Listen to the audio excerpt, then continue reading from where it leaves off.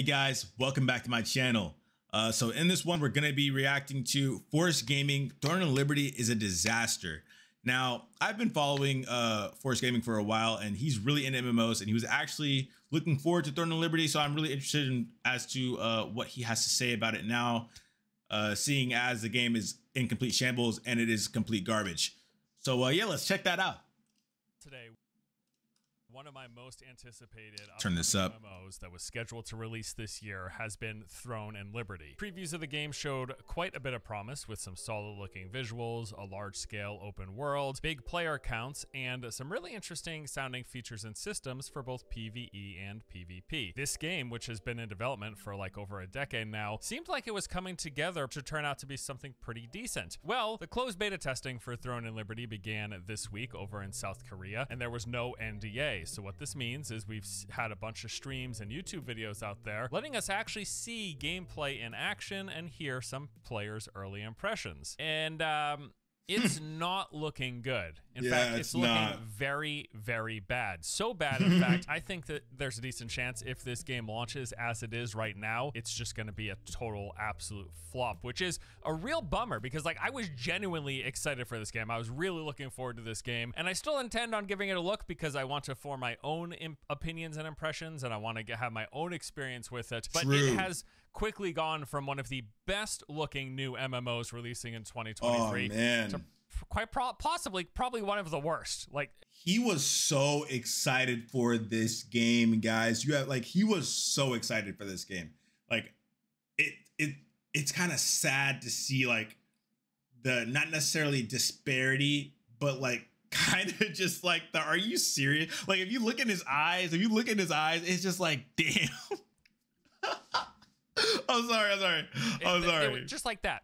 Just like that. So let's go over some of the immediately glaring issues that have popped up over these past few days. First and foremost, and hands down, one of the most important things to get right in any game, in my opinion, Sauron is from Lord of the combat. Ring. What are the mechanics? How does it work? And how does it feel to play your game? Well, the combat in Throne and Liberty simply looks absolutely horrible. I'd go as far as to say it's probably one of the worst iterations of tab targeting that I've ever seen for what is supposed to be a AAA PC MMO. And this is not a tab target versus action combat discussion. It's not a debate about the pros and cons to both of those systems, because I played and enjoyed a ton of tab targeting in many different MMOs. I think that system is totally adequate. I think it's got its own merits to it, and there's parts of tab targeting that I even like more than action combat, and vice versa. This isn't about... I feel like what they could have done with Throne and Liberty and the tab targeting, and then also the autoplay, if the combat was so awesome and so cool, like so flashy, I feel like no one would even care that it's like kind of autoplay-ish, you know? Like if it was just like a bit more, like a couple more spins, maybe a jump up in the air, maybe a little explosion over here, explosion over there, maybe that would like, people would be like, oh, but who cares? You know, like Michael Bay movie type stuff, right?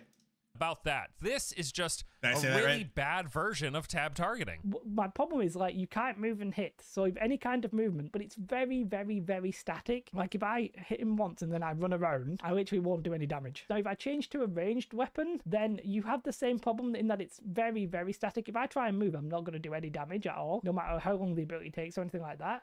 It just freezes you in place. People might like that, but I tell you right now, this ain't for me. So as you can see, how they've implemented tab target combat in Throne and Liberty, it just hard roots you in place. And there isn't even auto attacking. Literally, there's practically nothing that you can do while moving. If you are moving, you are not dealing damage. To deal damage, you have to stand completely still. Evidently, and maybe unsurprisingly, this has pretty massive effects on melee characters in PvP. Can move around, bro. Not melee in PvP.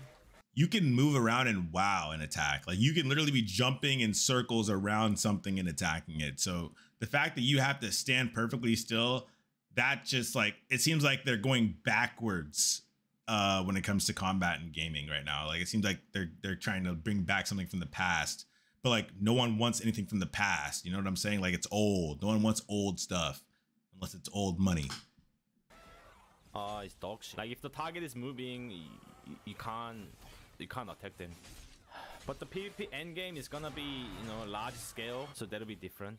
But for like 1v1s and stuff, one can just run away. Because of the fact that you cannot You move can run away at in all 1v1s while attacking, Oh, and true. this is a tab target game and not an action combat game, the result is a combat system that feels very, very static. And by most accounts, pretty much from everyone that I've heard talk about the combat in the game, it just doesn't feel good. It seems pretty darn boring. And talking about PvP, it's pretty rough. Like, I've seen clips of players, just both of them standing still, continuously attacking each other, barely doing any damage. Because remember, so they're never going to be moving and dealing damage. They're both just standing there, like staring at each other, so you can't swinging even their like weapons and evade casting anything. spells.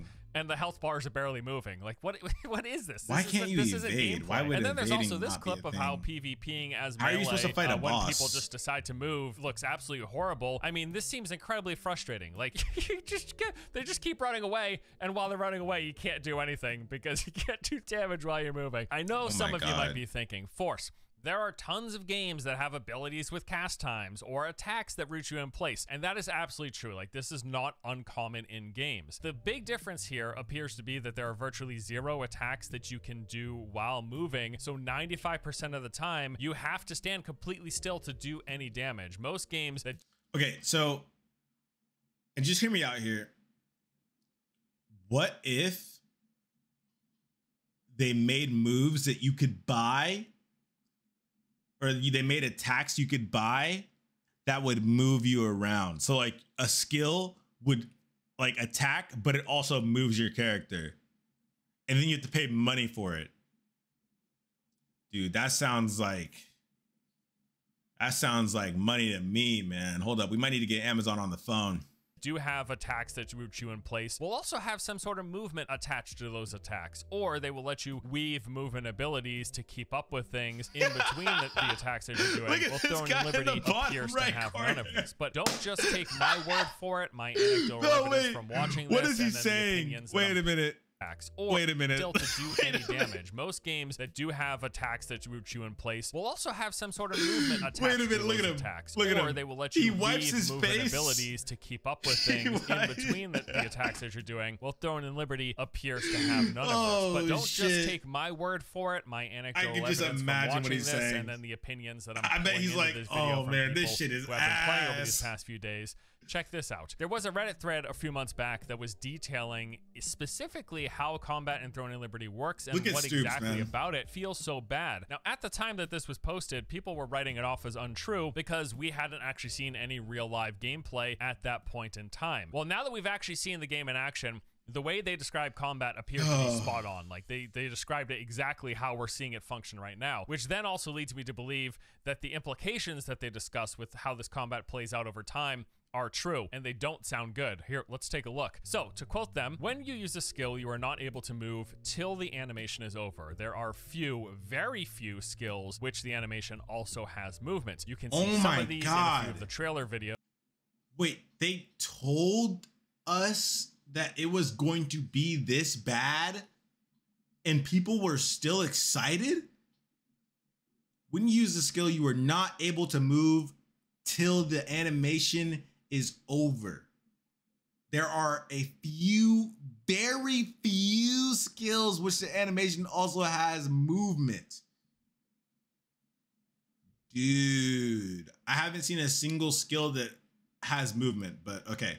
The trailer videos, examples being like the two-handed sword with a whirlwind, or like dual wielding that allows you to teleport to your target, or the bow that has a backdrop. So basically they're saying there are some skills that have movement in this game, but most of them will hard root you in place for the entire duration. They then go on to say, for people that associate the you can't move while using a skill to a system like the one from, say, Black Desert, it is really different. In BDO, 80% of the skills also allow you to move since they have movement attached to them and are weaved with mobility skills and animation cancel, which in turn makes your character really mobile, making it seem pretty much that you move while attacking. And that is very true from what I remember with my time playing Black Desert Online. While many of the characters' attacks that I played did root them in place, most of them did have some built-in movement, either sidestepping or sliding or dashing in pretty much any direction for a lot of the various attacks. Plus, on top of that, there's just so much additional movement in the game that you weave in between those attacks.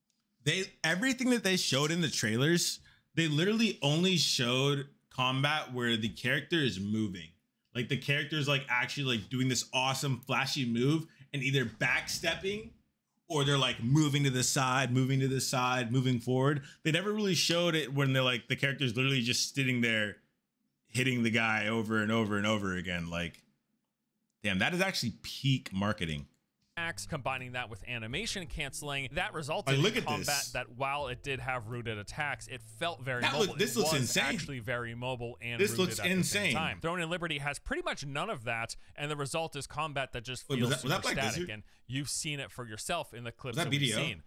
You're just standing still like half the time, and there aren't even auto attacks in the game that will happen. You can't like chase a character and do auto attacks. I don't think There's none of that. You'll just stand. You'll be standing behind them doing nothing as you continue to move behind them. They continue to make points in comparing this tab target system to how it works in other MMOs. They say normally in tab target games you are able to move while attacking with a lot of your skills and abilities, like for example in WoW and SOTOR and ArcAge, etc. But the current TL system makes it so that combat of this game is really static, and even the Korean forums are already saying that playing melee classes is not even worth it because players and mobs can literally just walk away from 99% of your damage by moving 0.5 meters. Range classes are fine since they work like they do for normal casters in many other MMORPGs as you cast the skill and then you move. So with all of this in mind, I'll just reiterate what I said at the top. This does appear to be like one of the worst iterations of tab target combat that I've ever seen. Oh my God. It seems incredibly static. It seems incredibly lifeless. It seems really, really boring. And if you don't have a combat system that is fun to engage with, people aren't going to stick around playing for pretty much anything else. Like whatever is in the rest of the game isn't going to matter. Throne and Liberty does have some cool things, but players aren't going to be around to see the big seamless open world. They're not going to be around to see the cool dungeon system or the interesting large-scale boss fights and large-scale and open field PvP. If the game is not fun to play, most people won't be around to engage with any of that. I'm not going to lie. I do not see this game making any type of waves, at least in the West. Maybe, yeah. I don't even, honestly, just in general, I don't see this game making waves. Because like realistically, here, let me get through the frame here. To help alleviate. Realistically though, when I look at this game compared to the trailers that I originally saw, this game actually did look sick. Like the combat that I saw, the open world that I saw, literally, I was able to remember the name of the game. If I'm able to remember the name of a game, I'm interested. You have my interest. Now when I'm like looking back at it after like seeing and reacting to actual gameplay, combat, it's just like on one side, they know how to market their game. On the other side, this is actually probably just the worst thing I've actually ever seen. Because like you have these guys who were all hyped about the game and like ready to like ride this game to the end. And now they're literally saying it's worse than anything they've ever played in their entire lives. And for a gamer, for someone to say it's worse than anything I've ever played in my entire life,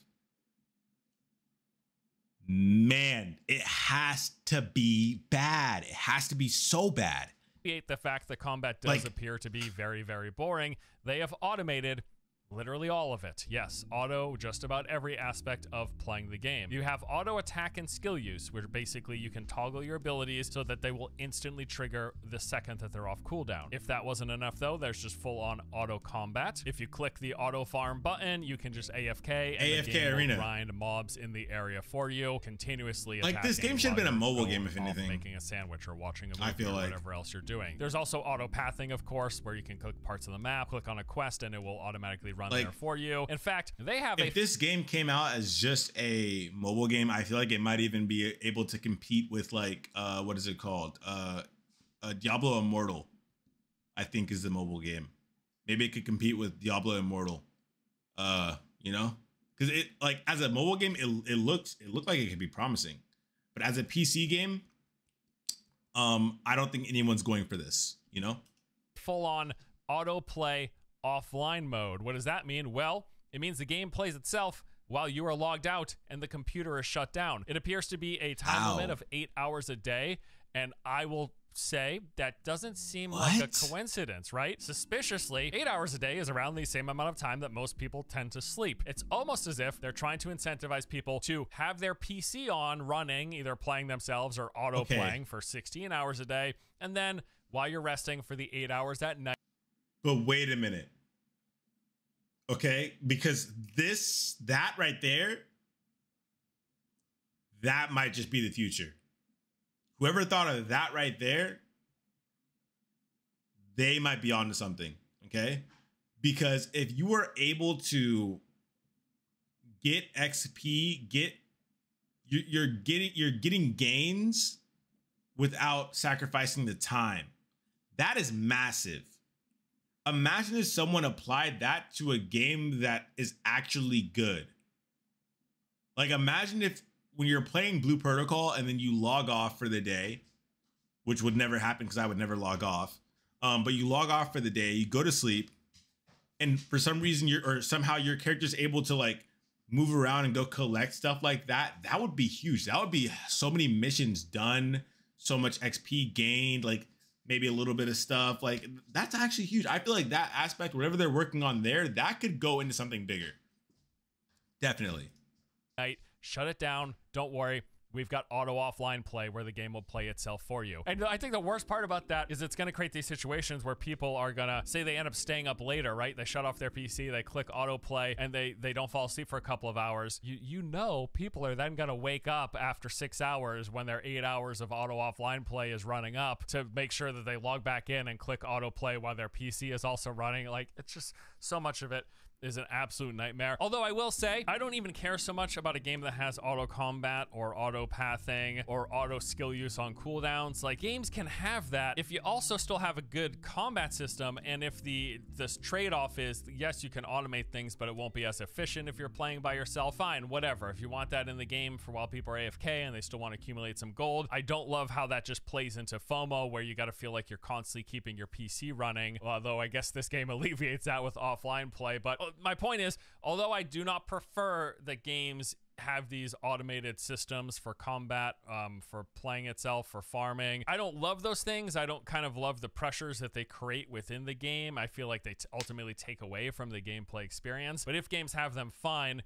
It's that in conjunction with the fact that just normally playing the game, evidently, from all we've heard and seen, again, I haven't played myself, I promise, and there will be follow-up videos. All accounts and all reporting from this current test say that playing the game feels bad, but don't worry, you can just automate it all to play itself anyways. And none of this is even touching on, and I will touch on this in the future because I will continue to cover and dive in myself, like I said. None of this the game looks so good, shop, though. which already seems likely to be very pay to win and pay to skip. You know, NCSoft has notoriously had a bad monetization in every single one of their MMOs. The only exception that you can point to is Guild Wars 2, but keep in mind, they didn't make Guild Wars 2, right?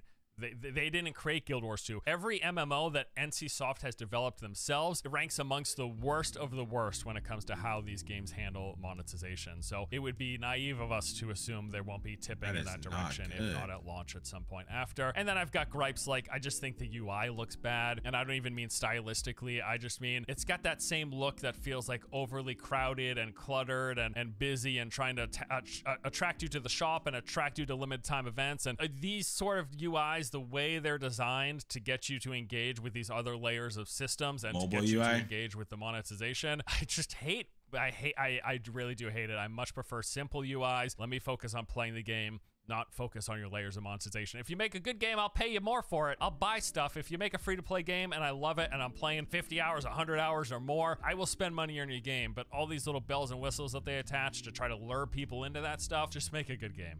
That's what I want. Just make a good game. You know, when you put all this together, everything that we've talked about so far, it makes it pretty clear that Throne and Liberty, as it sits right now, this is a game that has changed many, many, many times over in the 10+ years it's been in development. This used to be an isometric game. Check out some of my prior coverage. This used to be an isometric game, so it's very different from what it was when it started development all those years ago. Its current iteration clearly is designed for mobile. There's no question about that. With the way combat works and the fact that attacks root you in place, with the fact that there is auto everything, auto use of your abilities off cooldown, auto play, which they call astral hunting, auto move, and all of the timers and the limited use items and the microtransaction system and many other things that I haven't even discussed yet. All of this makes it seem pretty clear this is a game that they made to be played on phones. They're also bringing it to PC.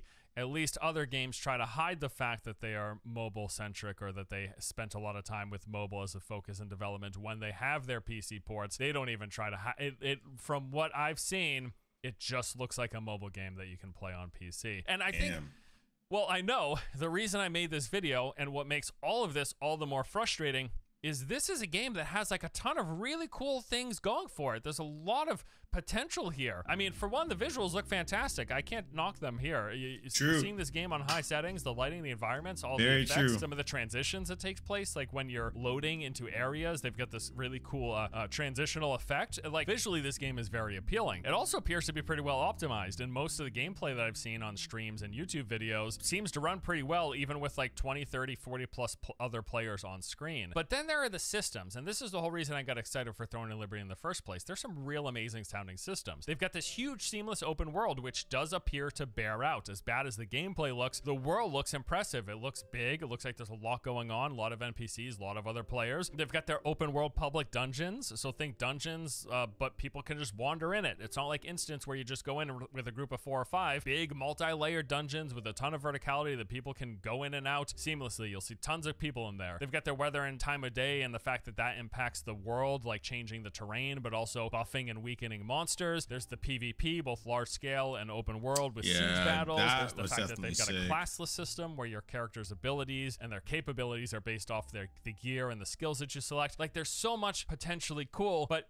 like I said, none of that matters if the game isn't fun to play, and none of it's going to matter to much of the PC crowd if this does just, which appears to be, look to be a mobile game that they're just like shoving on a PC as well. Now, currently, the game is scheduled to release later this year, sometime in October to be exact, and let me just say they cannot move forward and release this game as it sits. In my opinion, Throne and Liberty needs to be delayed again. If the game launches with the combat that we're seeing here, it's going to get torn to shreds. It's just far below what even relatively low standards we might have for MMO combat. This doesn't cut it. It's not good enough by all accounts from what I've seen. It looks really bad. If the game is going to have any chance here in the West with that PC MMO crowd, they absolutely need to, and I know this is no small feat, they need to update their combat system. They need to change how they approach tab targeting. Keep the auto stuff if you want, but make playing the game actually feel good. You know, if you want to launch Throne and Liberty to go, Throne and Liberty mobile version, whatever, have a blast. Go ahead. It seems probably like it's a solid mobile MMO, but it does not seem like a good PC MMO whatsoever. I'm pretty comfortable in saying that, like, if what we are seeing right now were to launch on Steam today,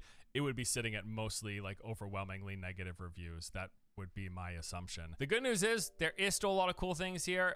The setting, the gameplay space, the visuals, those all look great, but they really need to fix the combat, maybe work on the UI to not make it so intrusive and ugly, and rein in what I'm assuming are going to be pretty bad microtransactions. Is that all going to happen before October? Odds are pretty slim, and that it's just disappointing because so much about what they have in this game, the world, those systems, would make for a cool game if the game were also fun to play, but it looks like looks like we might be out of luck with Throne and Liberty. But I'm going to keep my fingers crossed. As always, I'm hoping for the best. I want good games. I like playing games. I want the games that I play to be good and be fun. Will Throne and Liberty get there? My confidence went from probably maybe somewhere pre this gameplay stuff coming out. I was like maybe 60 to 70% confident. Like there's a chance Throne and Liberty could be something. That's down to like 30, 20%. That's just how I'm feeling. But I will update you in the future.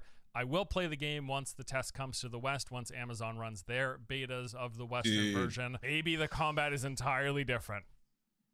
Is it possible? I suppose, but I'm not going to hold my breath. That's all. It's really just a bummer. That's what it comes down to. I'm so bummed. This is the reality that we have. Honestly,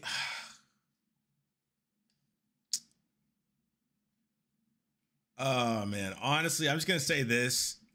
I feel bad for him because if he's hoping that somehow it's gonna be changed before Amazon decides to put out a beta for the West, he is sadly mistaken.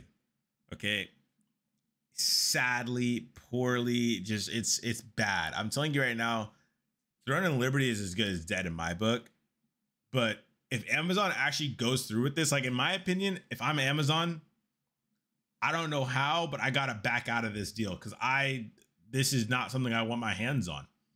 Like I do not, Throne and Liberty is bad for business. Throne and Liberty is bad for business. From a publisher's perspective, I would say. And you know what's good for business? Blue Protocol. You know what should get published in 2023? Blue Protocol. By Amazon? You know what probably should get shelved? Throne of Liberty. And you know what should be brought back to 2023? Blue Protocol, and just forget about all of the console stuff, because you're still gonna make money off the PC. Then you put it out there, and then you know you're up to date with the updates. Kinda, you're like maybe 4 months behind, and then the consoles come out, and everyone's making even more money, and it's like, oh my god, Amazon, oh my god, making money, oh my god, publish. Blue Protocol needs to come out. Throne of Liberty needs to get shredded and turn into something else completely. But anyways, guys, thanks for watching my video.